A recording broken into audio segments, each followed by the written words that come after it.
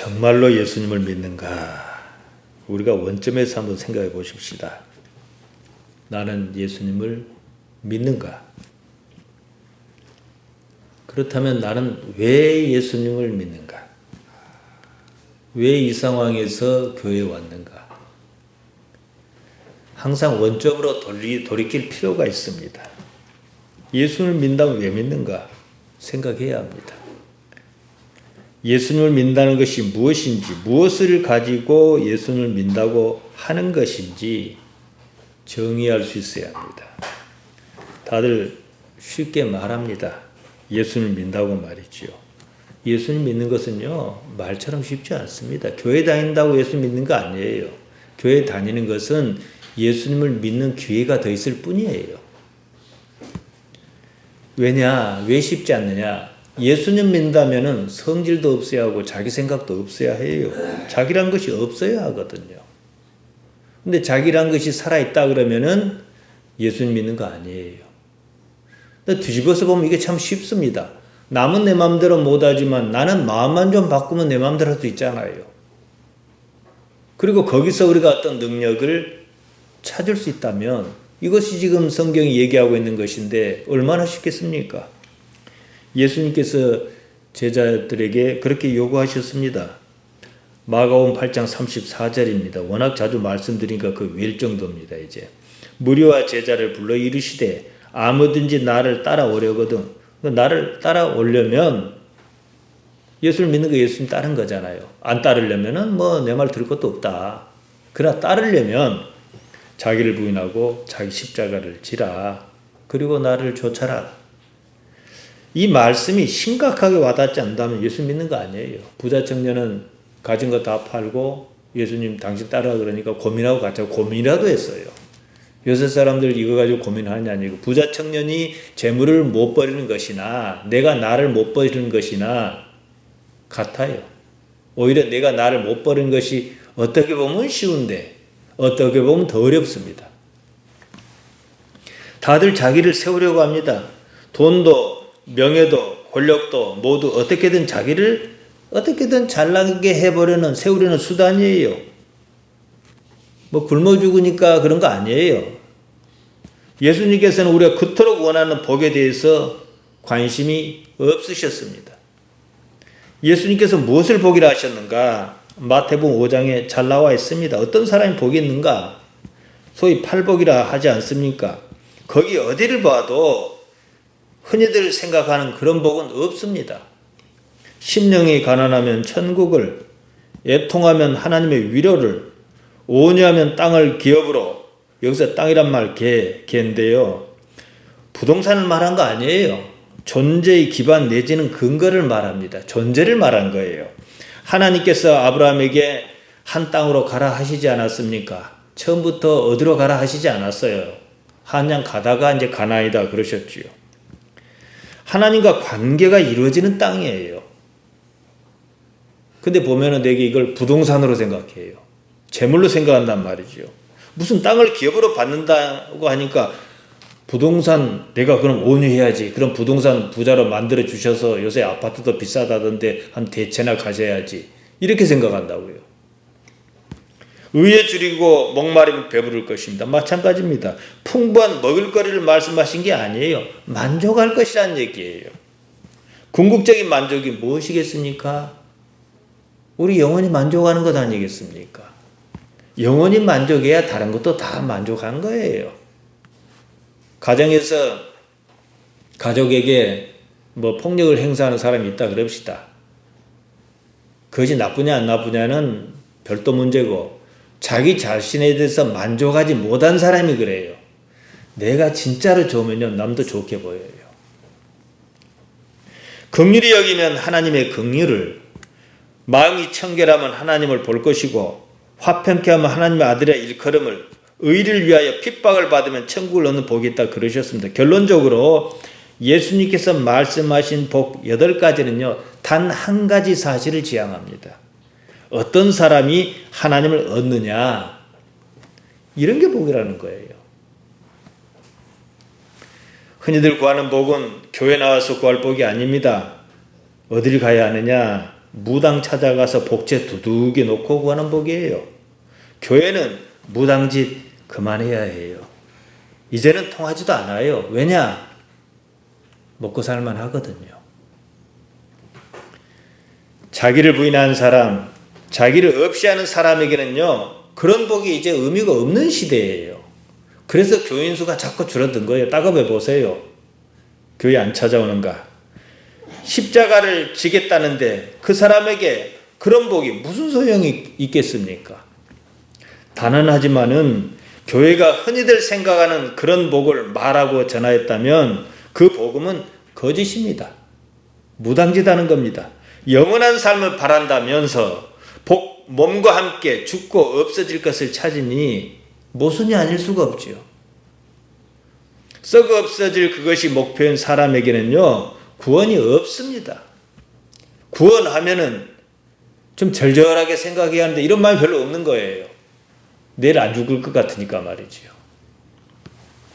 예수님께서 자기를 부인하라고 하십니다. 자기를 없이 하라 이 말씀입니다. 자기가 없다면 그런 것은 필요하지 않습니다. 생존을 위하여 약간 필요할 뿐이에요.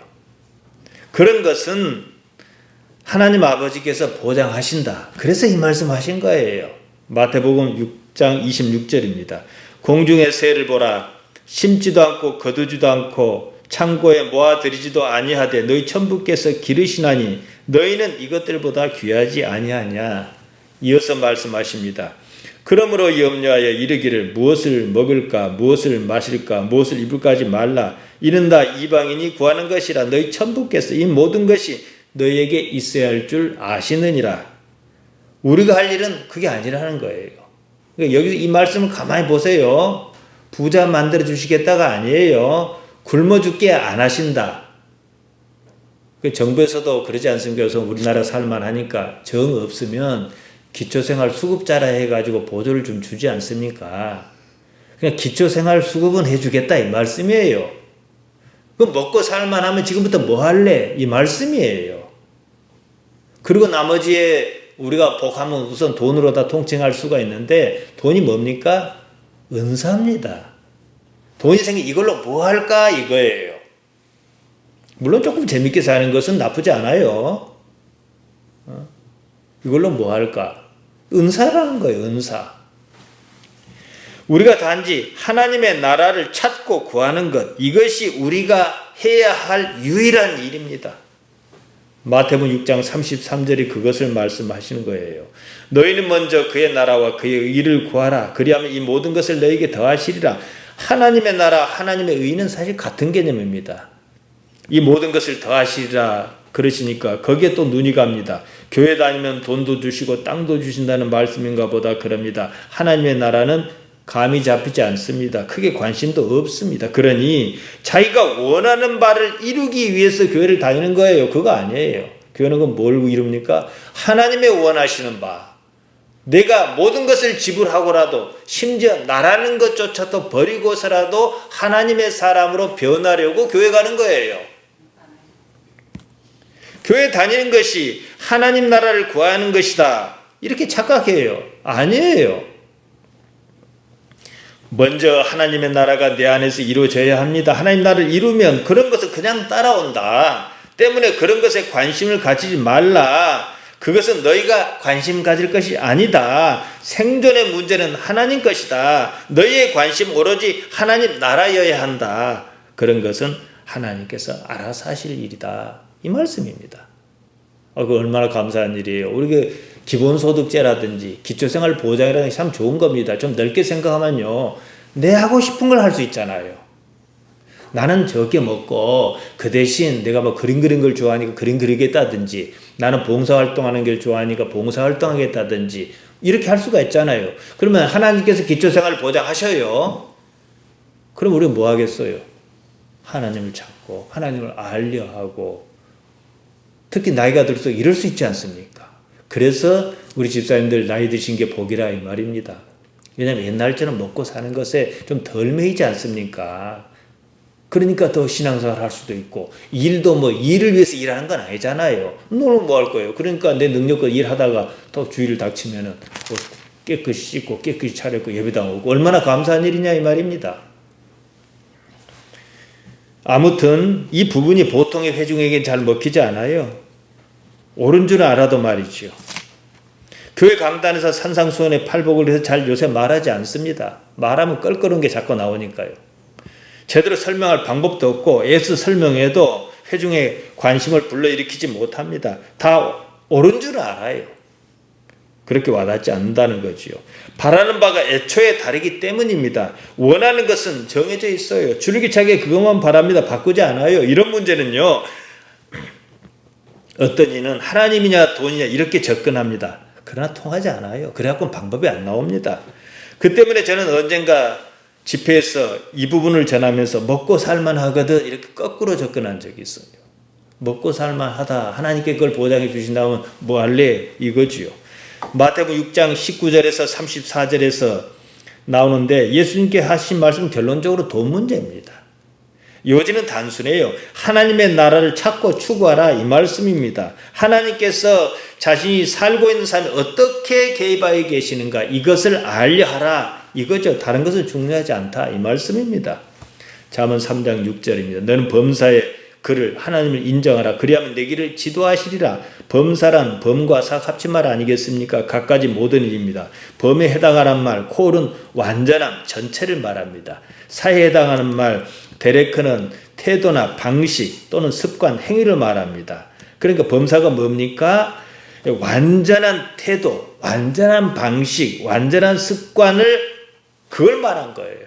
그러니까 너는 하나님께서 완전하시다는 그 사실을 인정해라 이거지요. 지도하다는 말 야샤하랍니다. 똑바르게 평탄케 한다.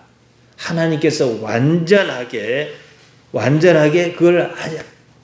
그것을 너희가 인정하면은 하나님께서 똑바르고 평탄하게 인도하실 것이다 이거지요. 그러니까 하나님 인정하단 말 야하답니다. 뭐 이것도 워낙 제가 자주 말씀드렸습니다. 헬라어로는 기노스코입니다. 그냥 아는 거 아니에요. 깊은 관계를 통해서 아는 것. 우리가 깊이 알면 잘알면 뭐랍니까? 말해도 알고 말하지 않아도 안다 그러지 않습니까? 가족관계 그러잖아요. 가족관계는 워낙 익숙하게 살아왔기 때문에 말해도 알고 안 해도 알아요. 하나님과 워낙 익숙해버리면 하나님께 말씀하셔도 알고 안 하셔도 알아요. 무슨 일이든 모든 일에서 하나님을 알아라. 그 일로 하나님을 알려 해라. 하나님과 견주어 생각해라. 잠언 3장 6절은 결국 이 말씀입니다. 제가 지난 시간에 말씀을 마치면서 드린 말씀이 있습니다. 하나님만 생각하라 그랬습니다. 하나님께 대한 간절함이 끊이지 않을 때 하나님을 아는 어떤 경지에 이릅니다. 그러면 삶이 여러분 어떻게 바뀌겠습니까? 하나님 나라가 그 말입니다. 몸이 죽고 살고 하는 그런 것이 아닙니다. 하나님을 야하다 아는 그 의식, 하나님을 아는 의식이에요. 그냥 의식이 아니에요. 하나님을 인정하고 아는 그 의식, 이게 바로 영이라 말하는 푸뉴마입니다. 하나님은 영이십니다. 이 말은 뒤집어서 보면 몸이 없으시다 그거지요. 그러니까 우리가 몸으로 하나님께 나갈 수 있는 게 아니에요. 영으로 나아가요. 푸뉴마로 나아간다 이거지요. 그러니까 푸뉴마가 뭐냐?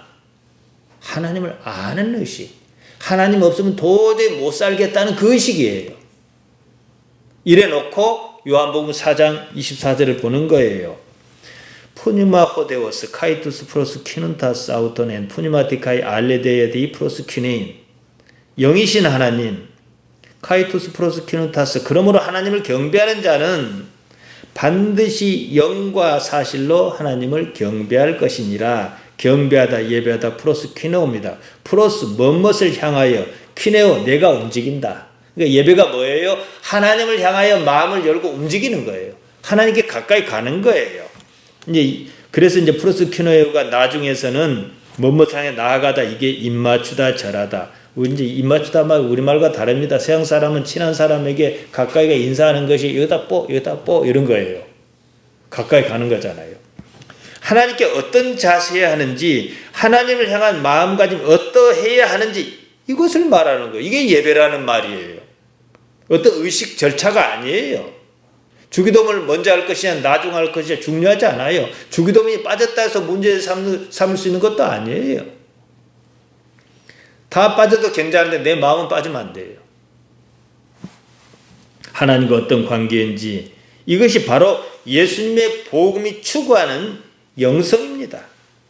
예수님께서 어디를 지나가실 때였습니다. 마태는 세리였습니다. 세관원입니다. 세무서 직원이죠. 마태가 세관에 앉은 것을 보시고 나를 쫓으라 그러셨어요. 그랬더니 마태가 일어나 예수님을 쫓았다 그럽니다. 예수님께서 마태의 집에서 음식을 잡수셨습니다. 거기에 많은 세리와 같이 세관에 근무한 사람들도 많이 왔을 거 아니겠어요. 죄인이 와서 함께 했습니다. 당시에 유대인은 세리를 죄인으로 취급했습니다. 아마 식민정부에 붙어먹고 산다고 그런 모양입니다. 예수님 일행이 많은 세리와 죄인과 함께하는 모습을 보고서 바리새인이 막 비난했어요. 제자에게 말한 거예요. 너희 선생은 세리와 죄인과 함께 잡수 씻느냐? 예수님께서 그들이 하는 말을 들으셨습니다. 이렇게 말씀하시는 거예요. 마태복음 9장 12절입니다. 건강한 자에게는 의원이 쓸데없고 병든 자에게라야 쓸데있느니라. 사실이 그렇지 않습니까? 누가 의사가 필요합니까? 병든 사람 아니겠어요? 병이 들지 않은 사람에게 전혀 필요 없는 사람이 의사예요. 어째서 이 말씀을 이렇게 하셨는가? 이거 생각해 보자는 겁니다. 예수님께서는 세리나 창기처럼 죄인과 어울리셨습니다. 보통 유대인의 상식으로서는 합당치 않았습니다. 상식 밖의 행동을 하신다며 예수님을 비난했습니다. 당신도 같은 패거리가 아니냐 그거지요. 죄인이란 하나님께 나아갈 수 없습니다. 당사자도 그 사실을 알고 있습니다. 죄인 자신이 한 일을 하나님께서 좋아하시라고 생각하지 않습니다. 마태 역시 마찬가지예요. 그런 마태를 부르신 거예요.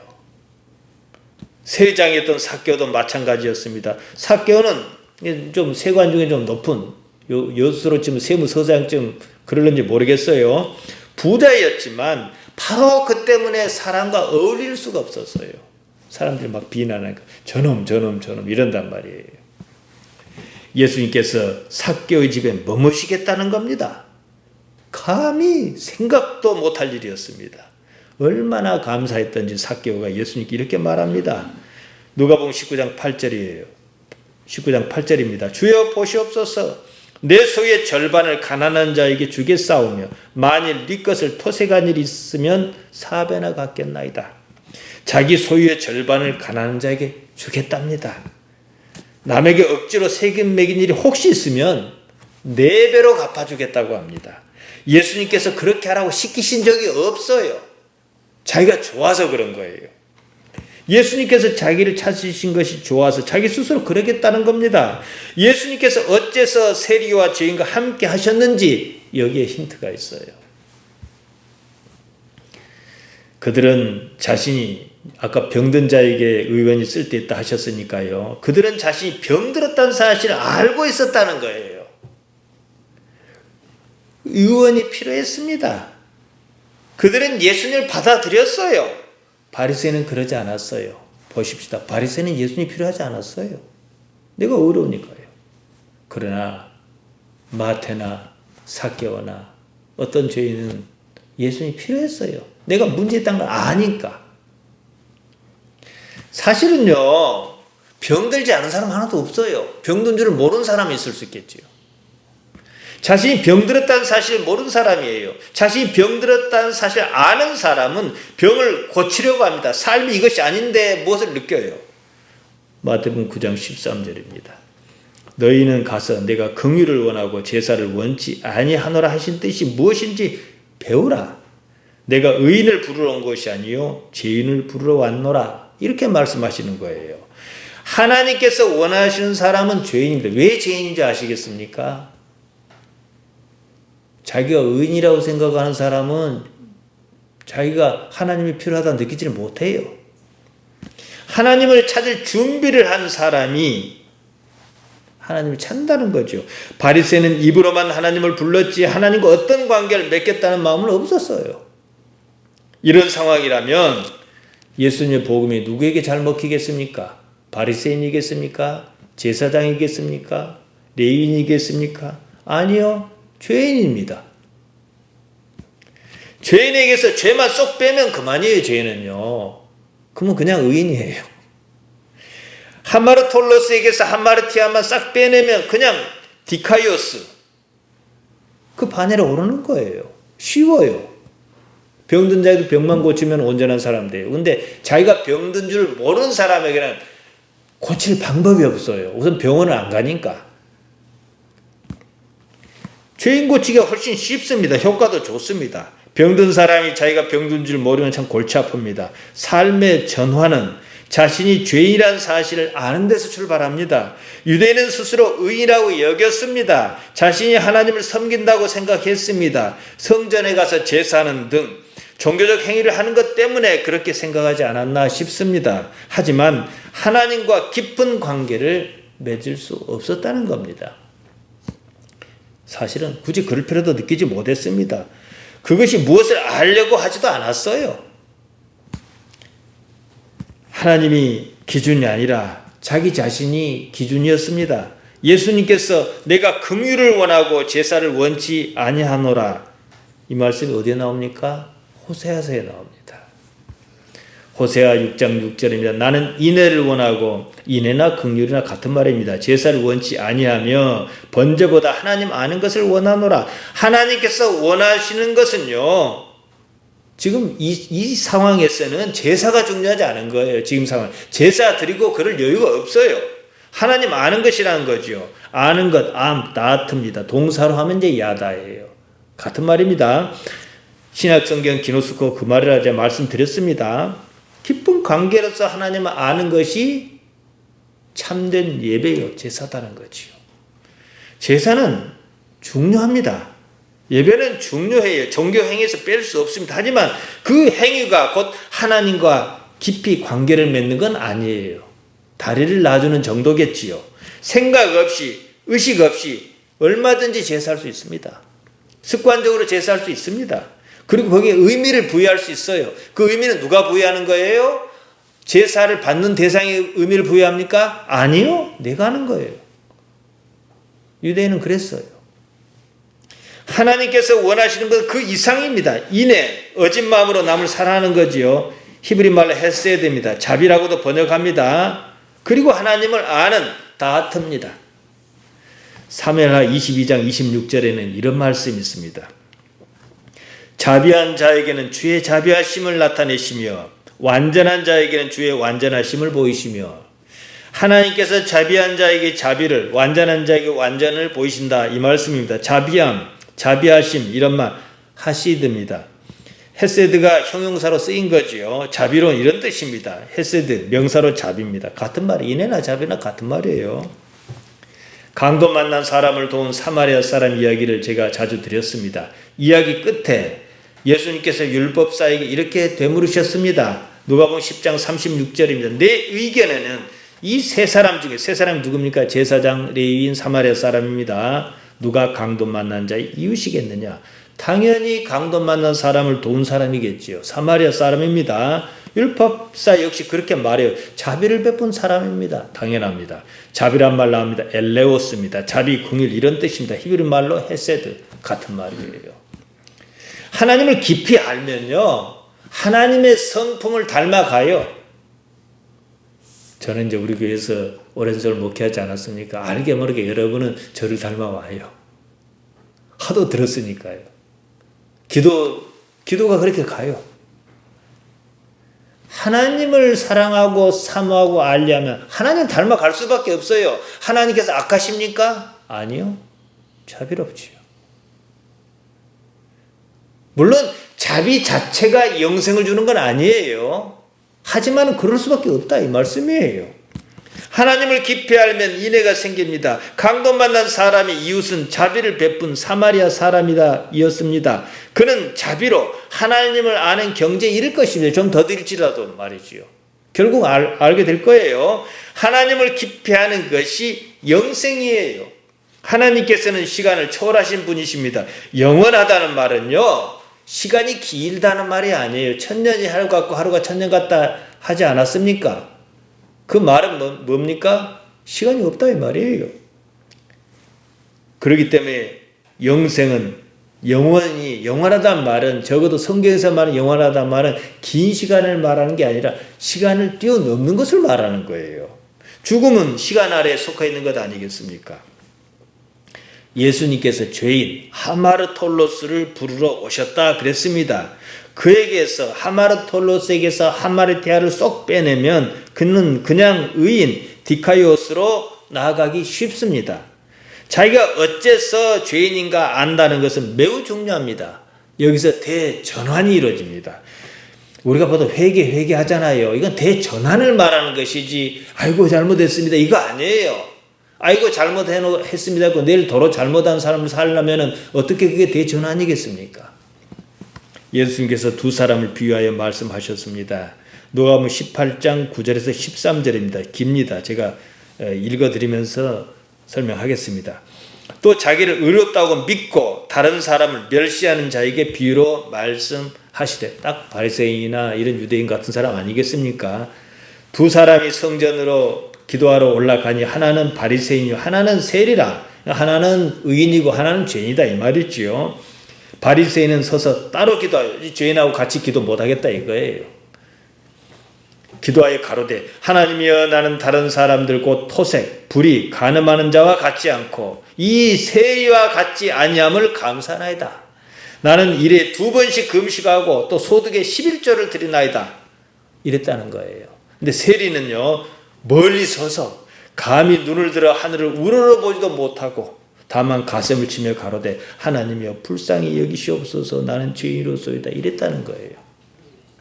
누가 하나님과 감동을 나누겠습니까? 그래서 죄 많은 곳에 은혜가 많다는 거예요. 바리새인은요, 회개할 이유가 없습니다. 야, 이렇게 어려운데 뭔 회개를 해요? 자기가 잘하고 있다고 자기 스스로 판단하는 겁니다. 회개가 필요하지 않습니다. 삶의 대전환이 의미가 없어요. 필요하지 않아요. 대전환하고 말고 할 것도 없어요. 그냥 그대로 사는 거예요. 하지만 죄인은요, 내가 죄인이라는 사실을 아는 사람은 삶의 대전환이 이루어집니다. 이게 회개, 메타노이아, 마음을 달리먹는 겁니다. 지금과 전혀 다른 삶으로 바뀌는 전환을 경험할 거예요. 이제는 예수님으로 말미암아 말이죠. 자신이 하마르톨로스란 사실을 아는 것은 매우 중요합니다. 그래야 예수님께서 필요하신 분이라는 사실을 알기 때문입니다. 유대의 종교 지도자에게 예수님은 거치는 돌이었습니다. 거추장스러웠습니다. 어서 치우자 그랬습니다. 어떻게 치웠습니까? 다시는 못 일어서게 십자가에 못 박아 죽여버렸습니다. 그들에게 예수님은 필요하지 않았습니다. 자신이 하마르톨로스란 사실을 인식하지 못했습니다. 삶의 대전환이 없었습니다. 게네사렛 호숫가에 있었던 일입니다. 배 2척이 있었습니다. 어부가 그물을 씻고 있었습니다. 고기잡이를 마쳤다는 얘기 아니겠습니까? 사실은요, 밤이 맞도록 고기잡이를 했는데 그날따라 얻은 것이 없었습니다. 예수님께서 그중 한 척의 배에 오르셨습니다. 시몬 베드로의 배였습니다. 말씀을 다 마치시고는 깊은 데로 가서 그물을 내려 고기를 잡으라 이러시는 거였습니다. 이미 고기잡이를 마친 상태였습니다. 밤이 맞도록 허탕이었습니다. 어려운 사람이 그러라 합니다. 동무가 그러라는 게 아니에요. 어려운 사람이 그러라 합니다. 그 말씀을 무시할 수도 없어요. 어려운 상대에게는요, 자기 의견을 자유롭게 내기가 상당히 어렵습니다. 자칫 그래 너 잘났다 이럴까 싶어서 그런 인상을 주기가 쉽지요. 상대의 심기를 건드리지 않고 내가 옳다는 것을 보이는 방법은 단 하나예요. 말대로 해보는 거예요. 그렇게 어려운 일 아니니까. 그냥 보십시오. 뭔 고기가 있습니까? 이러면 가능한 거예요. 결과를 보여주는 편이 훨씬 낫습니다. 크게 어려운 일도 아니고 서비스한다 생각하면 못할 것도 없습니다. 서비스 했습니다. 시키는 대로 말이죠. 그런데 어쩝니까? 그물이 찢어지도록 물고기가 많이 잡힌 거예요. 자기 생각의 틀이 깨졌습니다. 이런 상황에서 시몬 베드로가 뭐라 얘기한 줄 아십니까? 누가복음 5장 8절입니다. 예수의 무릎에 엎드려 가로되 주여 나를 떠나소서 나는 죄인이로소이다. 자, 죄인이란 말 어째서 하마르톨로스라 했는지 사실 물고기 잡은 것과 나는 죄인으로서다 안 맞아요. 뜬금없어요. 그지만은 베드로와 예수님 사이에서는 이 말이 특별한 설명 없이 통하는 게 있을 거예요. 보통 주석가는 베드로가 이 상황에서 죄성을 느꼈다 그럽니다. 자기 예상과 달리 물고기를 많이 잡은 일로 무슨 죄성을 느꼈다는 말인지 이해하기 어렵습니다. 또 어떤 이는 이 일로 베드로의 자아관에 변화를 일으켰다 그럽니다. 해도 그만 안 해도 그만인 말이에요. 관념적입니다. 단지 밤이 맞도록 잡지 못한 물고기를 잡았을 뿐입니다. 물고기를 잡은 일로 자아관에 변화를 일으켰다? 모르는 소리입니다. 이처럼 대부분이 성경을 관념적으로 그럴듯한 분위기만 느끼려고 더 들어가지를 못해요. 문제는 여기에 있어요. 현실적으로 받아들여야 해요. 베드로는 물고기 사건으로 자신이 죄인이다 그랬습니다. 하마르톨로스다 그랬습니다. 베드로는 죄를 진 적이 없어요. 밤이 맞도록 물고기를 잡지 못한 게 어째 죄입니까? 물고기를 잡지 못한 것 가지고 죄를 졌다 그렇게 말할 수 없어요. 베드로가 도대체 무슨 생각으로 이제 와서 어찌 자기가 하마르톨로스다 그랬는지 이걸 이해할 수 있어야 해요. 오늘 말씀 서두에서 마가복음 8장 34절 제가 말씀드렸습니다. 같이 보셔야 해요. 무리와 제자를 불러 이르시되 아무든지 나를 따라오려거든 자기를 부인하고 자기 십자가를 지고 나를 좇을 것이니라. 이 말이 나온 배경을 깊이 숙지하고 계셔야 해요. 제가 워낙 자주 말씀드렸으니까 간략하게 정리해서 말씀드리겠습니다. 예수님께서 길을 가실 때였어요. 어느 정도 무르익었습니다. 제자들에게도 상당한 걸 가르치셨습니다. 사람들이 나를 누구라 하느냐 이렇게 질문을 시작하셨습니다. 사람들은요 예수님을 하나님의 아들로 인식하지 못했습니다. 잘해야 선지자 정도였습니다. 안 한 것이 아니라 못했습니다. 그러면 너희는 나를 누구라 하느냐 이렇게 또 질문하셨어요. 시몬 베드로가 나섰습니다. 주는 그리스도시요 살아계신 하나님의 아들이십니다. 그리고 예수님께서 아낌없이 칭찬하셨지요. 여기까지는 좋았습니다. 그 다음이 문제였습니다. 비로소 예수님께서 고난과 죽음과 부활을 말씀하신 거예요. 이에 베드로가 예수님을 붙들고 에피티마우 책망했습니다. 비난했습니다. 마태는 이 상황을 마태복음 16장 22절에서 베드로가 주여 그리 마옵소서 일이 결코 주에게 미치지 아니하리다 이렇게 말했다는 거예요. 베드로의 강한 의지가 보입니다. 뒤집어서 보면요. 내가 옳다. 당신은 틀렸다. 이거잖아요. 이런 상황에서 예수님께 베드로에게 똑같이 에피티마우 꾸짖으셨다는 사실입니다. 마가복음 8장 33절입니다. 예수께서 돌이키사 제자를 보시며 베드로를 꾸짖어 가라사대 사단아 내 뒤로 물러가라. 내가 하나님의 일을 생각지 아니하고 도리어 사람의 일을 생각하는도다. 제자를 보시며 베드로를 꾸짖으셨다. 그러니까 베드로나 제자나 똑같다. 이 말이에요. 매우 강하게 경계하며 교훈하고 싶으셨던 거 이 상황에서 말이죠. 무엇 때문에요? 생각의 차이를 지적하신 겁니다. 네가 사단인 이유는 하나님의 일은 생각 안 하고 사람의 일을 생각했다는 거예요. 베드로는 주여 그리 마옵소서 일이 결코 주에게 미치지 아니하리이다 이렇게 말했습니다. 자기 생각을 굽히지 않겠다 이거예요.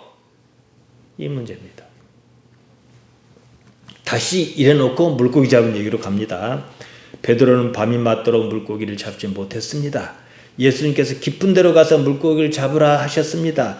여건상 그 말씀을 듣지 않을 수는 없습니다. 어부로서 물고기 잡이 전문가로서 그래 봐야 뻔한 일입니다. 이럴 때 말이 통하지 않아요. 그때는 실제로 보여주는 것이 훨씬 낫습니다. 우리도 사실 그래요. 부부지간이든 부자지간이 말이 잘 안 통해요. 그럼 그럼 해볼게 해봐봐 어쨌는가 이러잖아요. 근데요 자기 생각과 달리 물고기가 많이 잡혀버린 거예요. 안 잡혀야 할 물고기가 잡힌 거예요. 그러니까 물고기를 이게 아니다 싶어서 큰 충격을 받고는 물고기의 그물 배 다 내버려두고 그 앞에 엎드린 거예요. 나는 하마르톨로스로서이다. 죄인으로서이다. 이런 겁니다. 자기 생각이 깨졌습니다. 이 얘기예요. 주여 그리 마옵소서 할 땐 자기 생각이 깨졌습니까? 견고해졌습니까?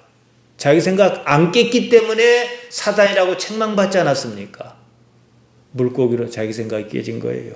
자기 예상이 무너졌습니다. 자기가 무너졌습니다. 무너진 자기, 무너져야만 하는 자기, 그것이 나는 하마르톨로스로소이다, 죄인으로소이다, 이 말에 담긴 의미입니다. 나는 다 자빠져 버렸습니다. 일순간만이라도 나는 헛살았습니다. 그럼 다르게 살 거잖아요. 다르게 살겠다는 것이 예수님 믿는 거예요. 그러니까 예수님을 믿으려면, 다르게 살고 싶으면, 복스러운 삶을 살고 싶으면 반드시 자기는 무너져야 해요. 지켜야 할 성질이 아니에요. 예수님께서 의인을 부르러 오시지 않으셨습니다. 죄인을 부르러 오셨습니다. 자기 자신의 현실 인식이 반드시 필요합니다. 자기를 의인으로 생각하는 사람은 예수님 찾을 이유가 없어요. 그 사람은 자기 생각을 믿습니다. 자기가 옳은데 예수님 찾을 이유가 없지요. 더 웃기는 일은 예수님을 믿는다면서 자기 생각을 포기하지 않는다는 거예요. 그게 뭐 예수님 믿는 거예요. 하나님이냐 돈이냐 문제가 아니에요. 내 생각이 옳으냐 하나님 생각이 옳으냐 이 문제예요. 자기 생각을 버리려는 사람이 적어도 예수님 찾습니다. 내 생각대로 다 해봤어요. 이제는 접고 죽든 살든 예수님께 가르쳐 주신 대로 가겠다. 나를 버리겠다. 이게 예수님 믿는 거예요. 그러니까 고난 당한 사람 예수님 잘 믿지, 살만한 사람 예수님 잘 믿지 않아요. 손해인데요. 그렇잖아. 살만한 사람은 내 것 자꾸 내야 하니까 손해잖아요. 그러나 고난을 많이 당한 사람은 이판사판이에요. 이래도 죽고 저래도 죽을 거 예수님 앞에가 말씀이나 한번 들어보고 내 죽겠다. 이래야 자기를 버릴 여지가 생기는 겁니다. 바로 그가 죄인인 걸 인식한 거예요. 조아키는 자기가 어쩔 수 없이라도 하마르톨로스라는 사실을 깨닫는 사람입니다. 그런 사람이 자기를 버립니다. 지금 한 사람, 두 사람, 세 사람, 네 사람, 다섯, 여섯, 일곱, 여덟. 우리 가족 빼면 딱 8분이 제 설교를 듣고 있습니다. 코로나 사태로 와야 할 두 사람이 지금 빠졌습니다. 우리 교회가 초기에는 조금 더 있었지만은 고만고만 하지 않습니까? 이제는 작습니다. 제가 엊그제온 것도 아닙니다. 30년 가까운 세월 동안 지금처럼 설교했습니다. 딱 45분. 저는요, 이렇게 작은 섬마을 교회에 있을 사람 아닙니다. 제가 교만해서 하는 말 아닙니다. 제가 하는 설교가 그것을 증명합니다. 누구도 이렇게 설교 안 합니다. 제가 이렇게 작은 섬마을 교회에 있을 사람 아니다. 이건 제 생각이에요. 저는요, 제 생각을 믿지 않습니다. 저는 그 생각이 단지 제 생각일 뿐이라는 사실을 저는 압니다. 그 때문에 저에게는 이 강단이 매우 소중하고 8명이 천하와 같은 거예요. 그 때문에 그것을 제 생각을 일찍이 버렸기 때문에 오늘날까지 지치지 않을 수 있었던 거예요. 이게 제 행복의 비결입니다. 제 삶이 이렇습니다. 저는 저를 믿지 않습니다. 그러니까 얼핏 보면 남이 보면 제 삶은 뒤죽박죽이에요. 가닥이 안 잡혀요. 그건 제가 문제가 아니라 가닥이 안 잡힌 사람이 뭐가 변화가 없으니까 그런 거예요. 뭐 이래야 한다 저래야 한다. 목사는 이래야 한다 저래야 한다. 자기 생각이에요. 제가 죄를 지었습니까? 간음을 했습니까? 그러지 않습니까? 저는 저를 믿지 않습니다. 아버지를 믿습니다. 제 삶에는 여전히 이해할 수 없는 일이 많습니다. 그래도 아버지를 믿습니다. 사는 것이 이렇다 보니 희한한 일을 경험합니다. 제게는 아무것도 남지 않았다는 사실입니다. 아버지만 남았습니다. 바로 여기서 저는 존재감을 느낍니다. 말로는 표현할 수 없습니다. 존재는 영원하구나. 그 사실을 저는 현실로 깨닫습니다. 영생입니다. 예수를 믿는다는 것은 자기 생각을 믿지 않는 거예요. 자기를 버려 하나님을 얻고자 하는 이것입니다. 지금 당장 죽는다고 그럽시다. 여러분 마음 내려놓고 한번 생각해 보십시오. 조금 더 살다 죽거나 지금 죽거나 무엇이 다릅니까? 자, 지금 죽어요. 그러면 여러분에게 무엇이 남아야겠습니까? 아무것도 남지 않아요. 나하고 죽음의 길에 동행해 줄 사람도 재물도 아무것도 없습니다. 우리는 그냥 산자 입장에서 좋은 연구자 태워보내고 뭔 식을 하지 죽은 사람에게 무슨 소용이 있어요. 생각해 보세요. 요즘 세상에 누가 죽으면 장례식장에서 초상 치는데 영정사진 뒤에 그 시체가 있습니까? 냉동실에 있어요. 산자를 위해서 그럴 뿐이에요. 산자를 위해서. 그토록 소중하던 모든 것 다 나를 떠나요. 냉동실에 누가 같이 있어요? 물론 그건 육신이지 영은 아닙니다만은 냉동실에 내가 있다면 하나님께서는 거기 계실 것입니다. 다른 다 따뜻한 데 앉아가지고 술 한잔 걸치고 국화 한 송이 놓고 그럴 거예요. 이게 변하지 않는 영원히 있을 가치라는 거예요. 그리고 억지로 어떻게 하라는 건 아니에요. 할만하거든. 하나님을 생각하고 하나님을 마음에 품고 하나님과 교통하고 이러려고는 해야 하지 않겠는가. 문 목사가 이걸 말하는 거예요. 이제 정리하렵니다. 삶이 여러분 행복하지 않아요. 불행을 느낍니다. 왜 그럴까요? 하나님을 야하다, 깊이 알아라는 하나님의 신호입니다. 동물은요, 자기가 불행하다고 느끼는 것이 없습니다. 동물은 두려움은 느낄지언정 무엇 때문에 행복하다든지 무엇 때문에 불행하다든지 그런 것도 없어요. 행복하면 행복한 거, 두려우면 그냥 두려운 거예요. 행복하지 않다, 그런 것이 없습니다. 그냥 동물은 두렵지 않는 쪽, 행복한 쪽, 쾌감이 일어나는 뇌 쾌감센터를 자극하는 쪽으로만 반응해요. 배고프면 먹을 거 찾아 먹는 것이고 이래요. 불행이란 말은 행이 불한 것, 행복하지 못한 상태입니다. 불행하단 말은 뒤집어서 보면 행복하기를 바란다 이 말이에요. 행복하기를 바랄 것이 없는 사람이 왜 불행이에요? 그렇지 않습니까? 행복할 수 있는데 아직은 그렇지 못하다, 이게 불행하단 말이에요. 자기 삶에서 불행을 느끼지 않는 사람은 불행이 없다면 하나님을 찾을 이유가 없어요. 찾아지지도 않아요. 불행하다고 느끼는 이 삶이 자기를 부인하게, 포기하게 한다는 사실이에요. 자기를 버리지 않으면 하나님 보이지 않습니다. 하나님께서 우리를 부르시는 방법은 한 가지입니다. 이것에 대한 이해가 있어야 신앙이 가능합니다. 지금 내가 불행하다고 느끼는 이 삶은 그 자체가 하나님께서 우리를 부르시는 신호, 세메이온입니다. 자, 우리가 능력, 기적 다 좋습니다. 그것도 세메이온이고 불행도 세메이온이에요. 어떤 사람은 불행으로 부르시고 조금 수준이 낮은 사람은 복이란 걸 살짝 던져줘갖고 부르시고, 하나님께 부르신다는 것이 원칙이지 복이냐 아니냐가 아니라는 거예요. 자, 그러면은 악한 자라도 자녀에게 좋은 것을 줄 안다는데 하물며 하나님 아버지께서 우리를 달달 볶고 우리 잘 사는 꼴을 못 보시고 그런 분이십니까? 생각을 바꿔야 합니다.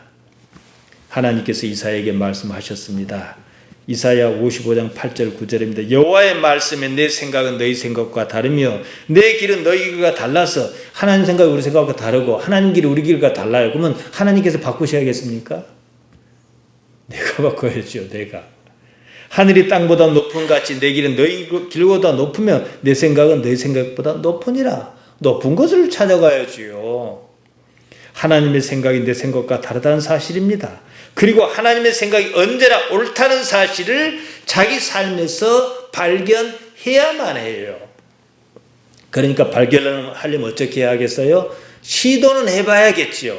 미리 그건 안 돼 하고 단정할 게 아니라 믿음이 있는 행위 같으면 시도는 해봐야겠지요. 신앙은 내 길을 포기하고 하나님의 길을 따르는 것입니다.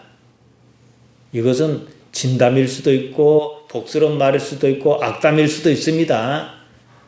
결국 그 길로 갑니다. 결국 좋아서 같이 가든지 끌려서 가든지 이제 각자가 알아서 선택할 몫이에요. 하나님을 아는 것, 다트, 삶의 유일한 길이며 방법입니다. 이미 주어진 삶입니다. 내가 계획하고 예상한 삶이 아닙니다. 지금 사는 이 삶에서 모든 것을 걸고서 모든 것을 버려서라도 하나님을 깊이 알고자 하는 삶을 살아야 해요. 이게 예수님 믿는 것입니다. 예수님 믿으며 사시기를 부탁드립니다.